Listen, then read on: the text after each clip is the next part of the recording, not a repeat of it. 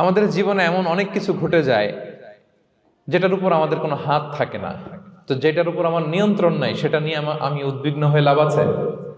কথা বলেন, উদ্বিগ্ন হয়ে লাভ আছে? জীবন আপনাকে অনেক কিছু দিবে, আবার কেড়ে নিবে। আল্লাহ এভাবেই পৃথিবীটাকে সাজিয়েছেন।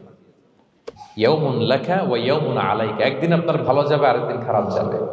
ওয়া তিলকাল আইয়ামু নুদাবিলুহা বাইনান নাস, আল্লাহ বলেন যুগটাকে আমি ঘুরিয়ে ফিরিয়ে মানুষের সামনে এভাবেই আনি। This is the routine work of this দুনিয়া।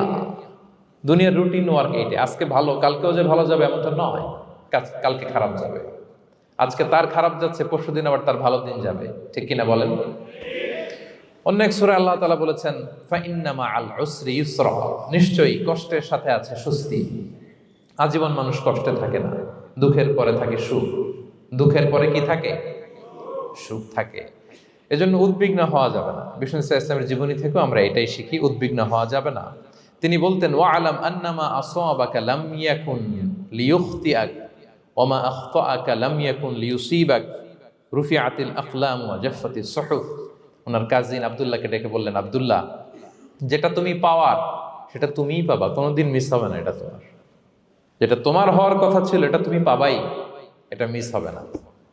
আর যেটা তোমার নাসিবে নাই, যেটা তুমি পাবা না, গোটা বিশ্বের সব ক্ষমতাকে হাতের মুঠোয় আনলেও সেটার দেখা তুমি পাবে না।